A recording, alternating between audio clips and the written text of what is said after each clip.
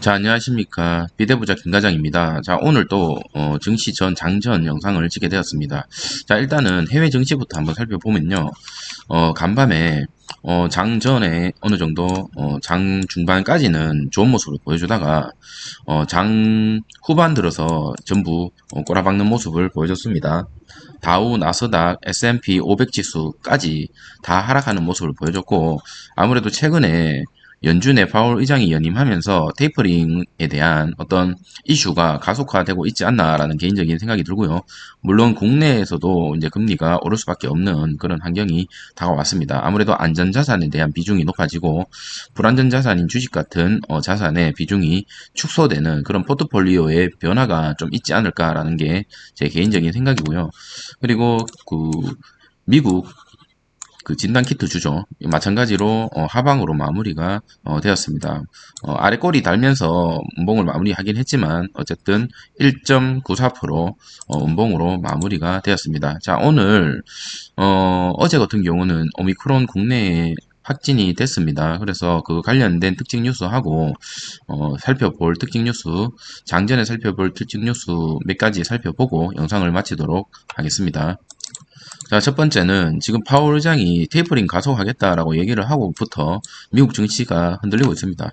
자, 이 양반이 연임하기 전에는 최근에 연임을 했죠. 연임하기 전에는 제로 금리에 대해서 계속적으로 주장을 했었던 분인데 연임을 하자마자 어떻게 사람이 확 달라져가지고 오히려 테이퍼링을 가속화하겠다라고 얘기를 하고 있고 원래 내년 6월쯤 뭐 생각해 보겠다라고 했던 거를 상반기로 지금 당길 것 같습니다. 그렇게 된다면 아무래도 국내에서도 한국은행이 이거를 조금 더 반영하지 않을까라는 개인적인 생각이 들고요. 한국에서도 마찬가지로 금리 인상은 이제는 불가피하다라는 게 제 개인적인 생각입니다.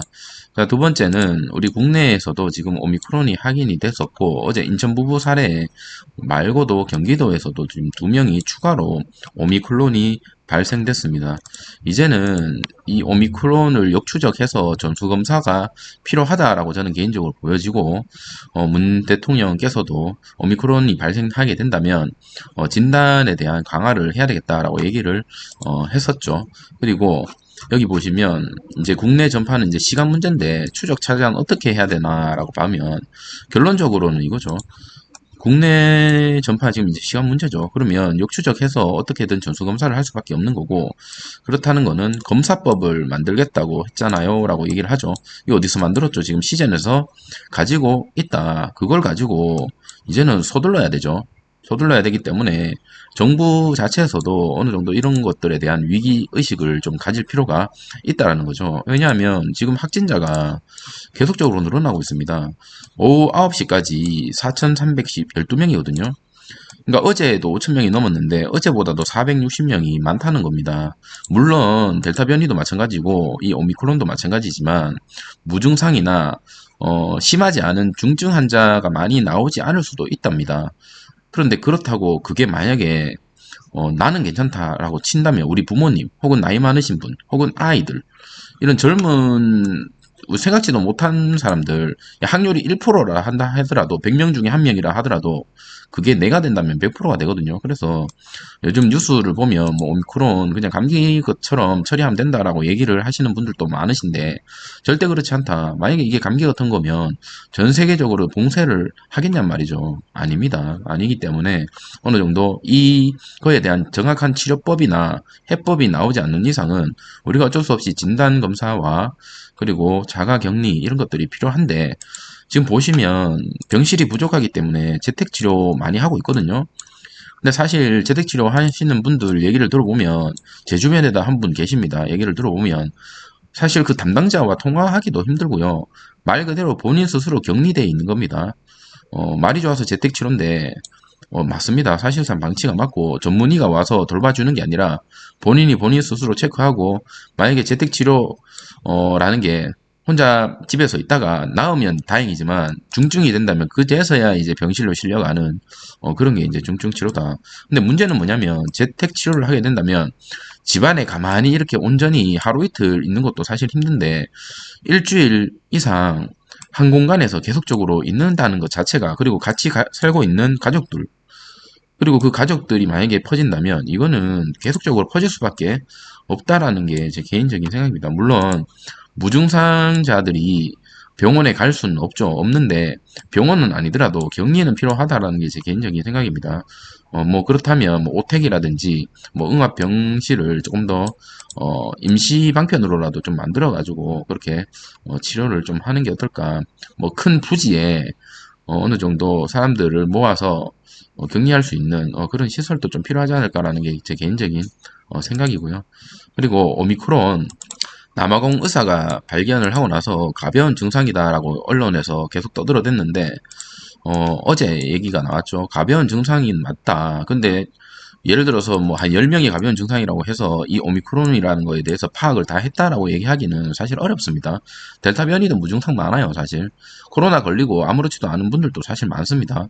아픈 분들도 많고 이게 확률적인 겁니다. 그래서 걱정 말라는 뜻 아니다라고 지금 계속적으로 강조하고 있죠. 뭐 언론에서는 뭐 일부 별거 아닌 것처럼 포장해서 얘기하시는 분들도 많던데 이게 확실하게 어떤 성분이 있고 어떻게 치료가 되는지 그리고 정말 가벼운지에 대해서는 아직 결론을 내기에는 너무 빠르다라는 게 제 개인적인 생각입니다. 그리고 미국에서도 지금 상륙했습니다. 오미크론 상륙했고요. 문제는 뭐냐면 백신을 맞은 사람들한테도 돌파 감염이 일어난다는 겁니다. 자, 감염자가 모더나 백신 접종을 했죠. 부터샷은 안 맞았다고 합니다. 모더나 CEO가 얼마 전에 얘기를 했죠. 본인의 백신은 이 오미크론에 대해서 약하다, 강한 모습을 보여주지 못한다라고 얘기를 했고, 어제 화이자 같은 경우는 우리는 효과가 있다라고 얘기를 하긴 했지만, 지금 현실에서 우리 국내 화이자 모더나를 많이 맞았음에도 불구하고 계속적으로 확진이 이렇게 나오는 것을 봤을 때 그 말에도 신빙성이 조금 떨어진다라는 게 제 개인적인 생각이고요. 이 오미크론 변이가 물론 어느 정도 이제 전염력은 강하지만 중증력이 약한 그런 바이러스라면 좋겠다고 저도 개인적으로 생각이 들지만 그런 것들을 알기 이전에는 어찌됐든 진단 키트를 사용해서 격리가 필요하고 발견하고 이런 것들이 가장 중요하다라는 게 제 개인적인 생각이고요. 뭐 여러분들도 아시겠지만 지금 진단 키트 어떤 그 이익이 수출이 계속적으로 늘어나고 있거든요. 10월달 대비 11월달은 무려 40%가 늘어났습니다. 40%가. 그러면 평균적으로 40%가 늘어났는데 그러면 11월달 대비 12월달은 어떨 것 같나라는 질문에 여러분 어떻게 생각하십니까? 지금 이 기존에 나와 있는 시즌에 대한 컨센시스의 영업이익이 제가 봤을 때는 엄청나게 많이 뛸 것 같습니다. 그렇게 된다면 결론적으로 4분기가 끝나고 나서 어닝 서프라이즈가 나오게 된다면 그것 또한 시즌에는 엄청나게 호재지 않을까라는 게 제 개인적인 생각입니다. 주저리 말이 많았는데 결론적으로 저는 시즌이 오늘 상승을 꼭 해야 된다. 꼭 했으면 좋겠다라는 말을 좀 하고 싶고 어제 시외에서는 한 2% 정도 상승한 것 같던데 오늘 좋은 모습 꼭 보여주고 이 단일가 거래가 끝나는 시점 3일 동안 단일가 거래거든요. 수, 목, 금 다음 주부터는 정말 시즌 이렇게 상승할 수 있는 모습 보여주기를 기대합니다. 자, 그 전에 오늘 하여튼 좋은 모습 좀 보여줬으면 좋겠고 오늘 영상이 끝나고 오후에 장이 마친 뒤에 또 찾아뵙도록 하겠습니다. 감사합니다.